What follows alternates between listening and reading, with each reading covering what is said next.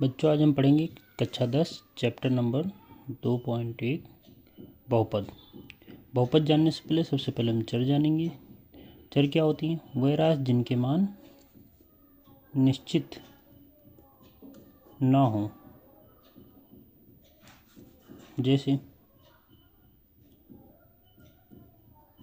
जो इंग्लिश के अल्फ़ाबेट होते हैं ABC डॉट डॉट XYZ, ये चर होते हैं। इनका मान निश्चित नहीं होता है, इनकी इंग्लिश वेरिएबल होती है। अचर क्या होते हैं? इनको नॉन वेरिएबल कहते हैं। वेरास जिनका मान निश्चित हो,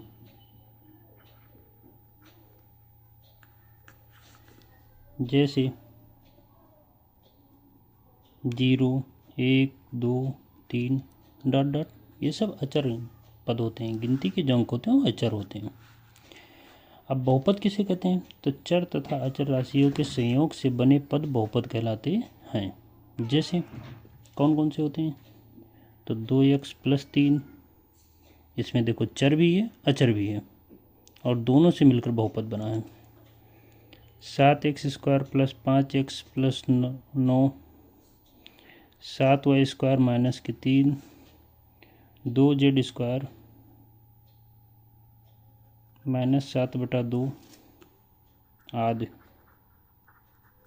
सॉरी, यहाँ पर गलती हो गई, 2z² -7/2, ये होते हैं बहुपद।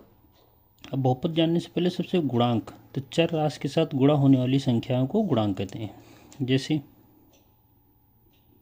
गुणांक कौन कौन सी हैं? तो हम यहाँ देखते हैं ऊपर, जैसे इस पद में, पहले पद में यक्स का गुणांक कितना है? यक्स के साथ कौन से गुणा किया अंक है? 2, तो पहला गुणांक हो जाएगा 2। फिर इसमें x² का अगर हम गुणांक देखें तो कितना है? 7। फिर अगर इसमें x का गुणांक देखें तो कितना है? 5। ऐसे ही यहाँ पर y² का गुणांक कितना है? 7। ऐसे यहाँ z² के साथ किसका अंक का गुणा है? 2। अब एक एग्जाम्पल ले लेते हैं, जिसे दिखा है x + 9, इसमें x का गुणांक हमें बताना है। तो जब किसी संख्या के आगे कोई अंक नहीं लिखा होता है तो हम 1 मान देंगे, तो इसका गुणांक कितना हो जाएगा? 1, अर्थात 1 इसका क्या है? गुणांक है। इसमें एक और चीज़ जान लेते हैं, जैसे 2x² + 7 लिखा है, इसमें पूछा है यक्स का गुणांक, यक्स का गुणांक पूछा जाए अगर, तो यक्स का गुणांक क्या है? तो यक्स इसमें है नहीं, जब जो पद नहीं होता तो उसका गुणांक हम 0 लिखते हैं। अब आता है बहुपद के लिए शर्तें। तो बहुपद के लिए कौन कौन सी शर्तें होनी चाहिए? तो पहला से चर राशि का घातांक एक धनात्मक पूर्णांक होना चाहिए। चर राशि का घातांक एक धनात्मक पूर्णांक, धनात्मक पूर्णांक क्या होता है इसके बारे में जान लेते हैं। जैसे +1, 2, 3, 4 डॉट डॉट इन्फिनिटी तक, ये धनात्मक, अर्थात जो चर होती है उसके घात में हमेशा धन होना चाहिए। जैसे 2x² + 5x + 3, तो x² के साथ +2 है और +2 क्या है? धनात्मक है। x की घात क्या है? प्लस है, ये बहुपद है। अगर इसी प्रकार से एक और ले लेते हैं, 9x² + 7x - 9 पूछा जाए बहुपद है, तो x की घात 2 है और धन में है, तो ये बहुपद है। अब जैसे यहाँ पर लिख दिया जाए 9x² + 6x⁻1 + 8 पूछा जाए ये बहुपद है कि नहीं है? तो यहाँ देखो, यहाँ इसकी घात धनात्मक पूर्णांक नहीं है, ऋण पूर्णांक है, तो ये बहुपद नहीं होगा। कुछ एग्जाम्पल हम और देख लेते हैं, जैसे यहाँ पर 7x² -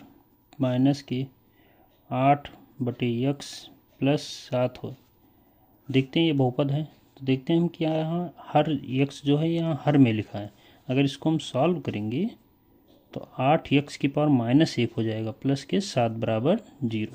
तो ये बहुपद नहीं होगा। क्यों? क्योंकि x के घात धन पूर्णांक नहीं है।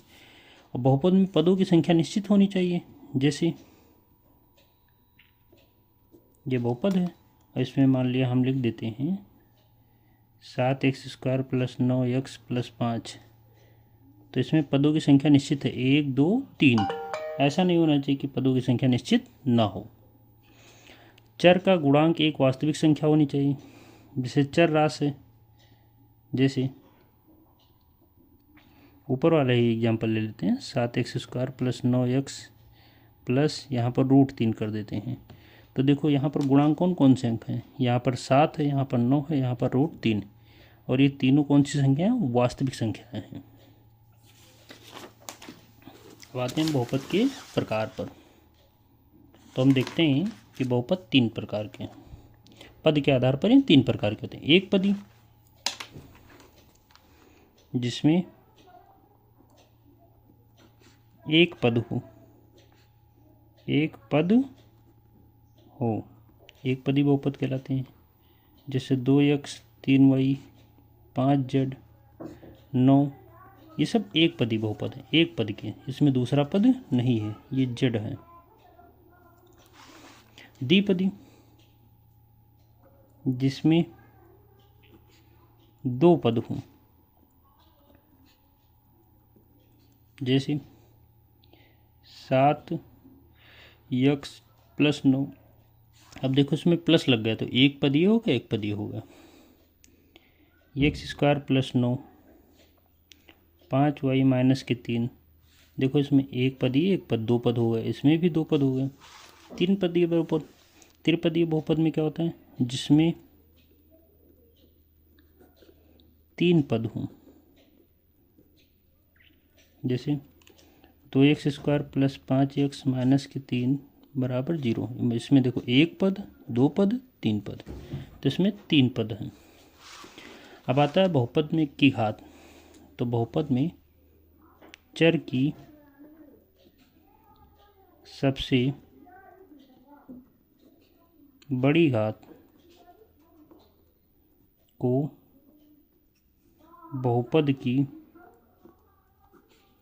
घात कहते हैं।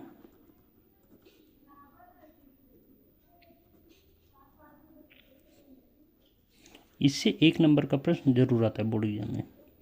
जैसे यहाँ पर देखो, यहाँ पर यक्स चर क्या है? यक्स। तो यहाँ पर यक्स की सबसे बड़ी घात यहाँ 2 है और यहाँ पर 1। तो हम 1 नहीं लेंगे, सबसे बड़ी घात लेंगे, अर्थात यक्स की घात यहाँ पर कितनी लिखी है? 2। तो यहाँ पर लिखेंगे बहुपद की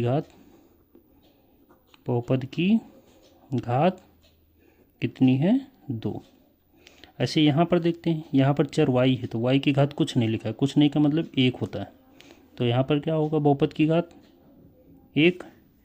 ऐसे यहाँ पर हम देखते हैं चर यक्स है और यक्स की सबसे बड़ी घात यहाँ पर 9 है। तो यहाँ पर लिख देंगे बहुपद की घात कितनी होगी? 9। ऐसे यहाँ पर देखते हैं हम यक्स है तो यक्स की सबसे बड़ी घात 3 है, यहाँ 2 है, यहाँ कुछ नहीं तो 1 मानेंगे। तो सबसे बड़ी घात यक्स के हिसाब से बड़ी घात कौन सी है? 3। तो यहाँ पर लिख देंगे बहुपद की घात कितनी है? 3। अब आता है बहुपद। तो सर रैखिक बहुपद वह बहुपद जिसमें चर की अधिकतम घात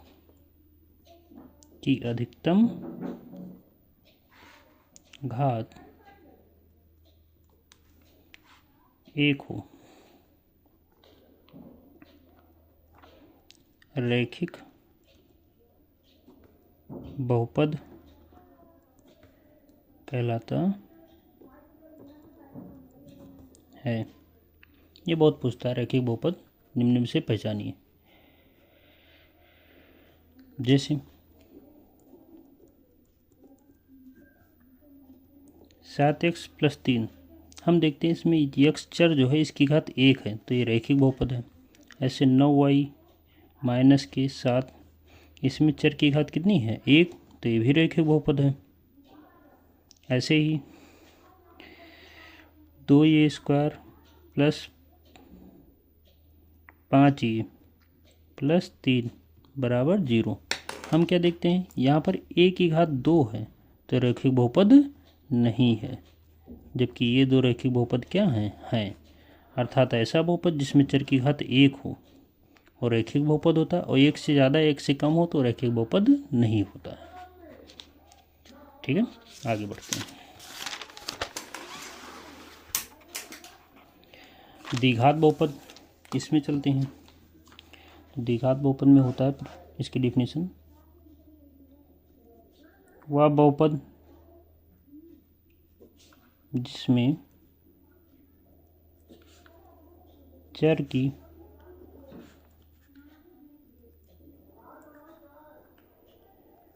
अधिकतम घात 2 हो।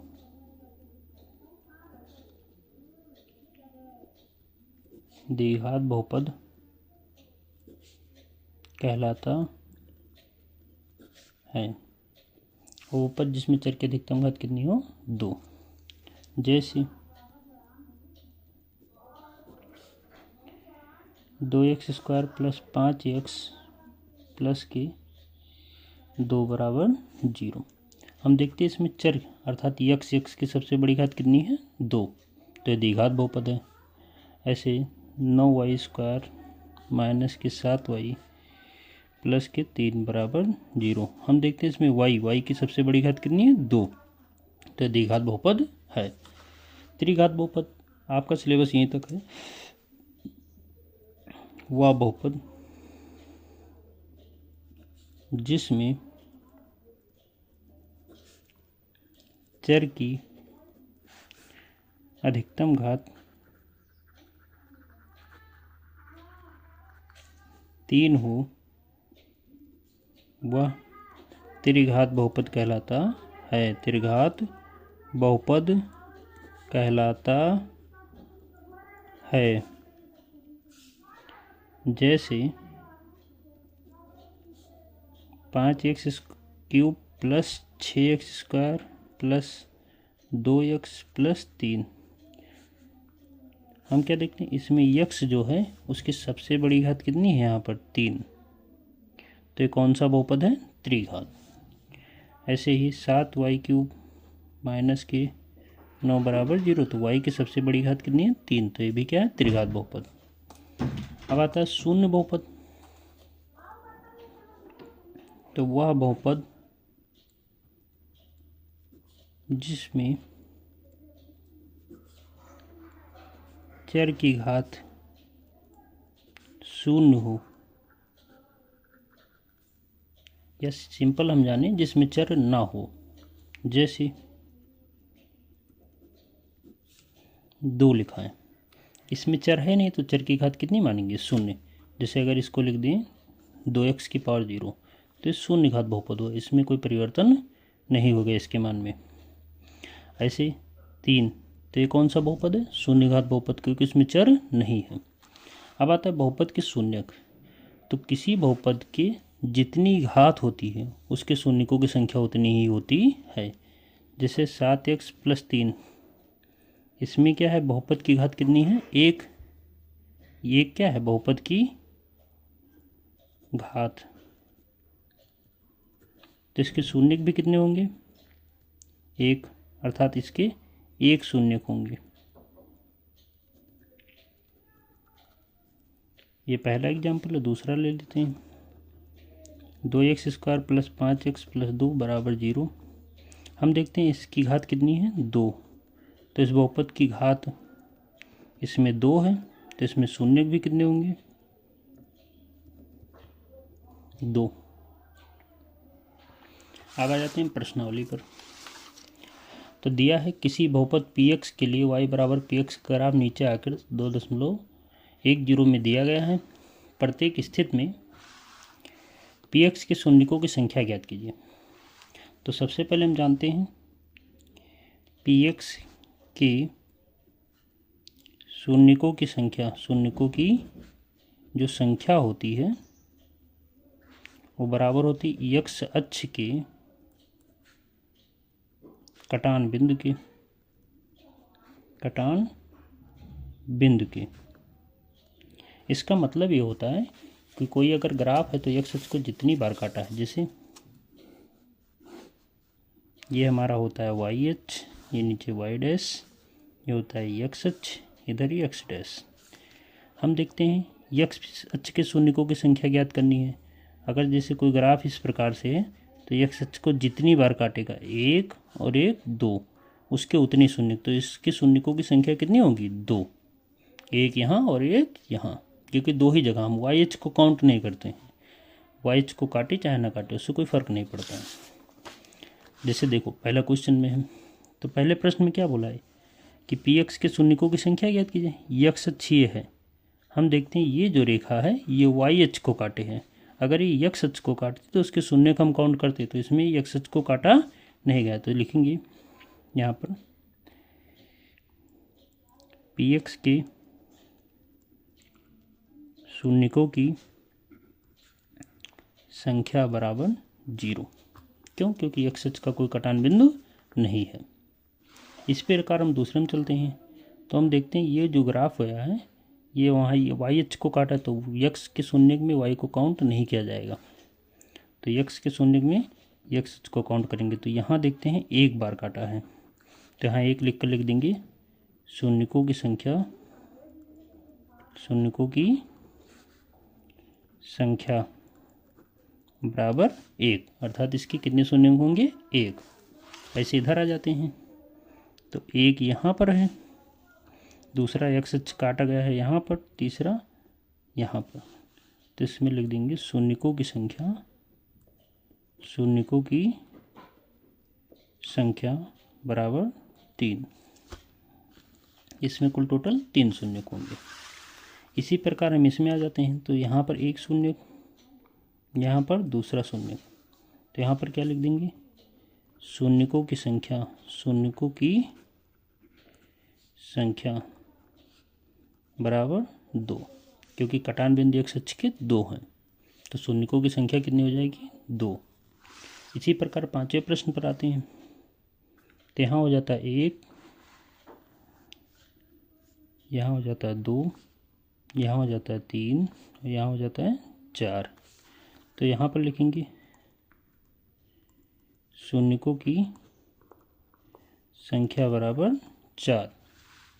अब इस पर आते हैं, 1, यहाँ देखो 2 है, 3 नहीं है, 2 ही है, क्योंकि यहाँ पर काट कर नीचे निकला नहीं है, और यहाँ भी 3, तो यहाँ लिखेंगे शून्यकों की संख्या बराबर 3। अगर आपको अच्छा लगा तो आप चैनल को सब्सक्राइब करके आगे पढ़ने के लिए जुड़ सकते हैं।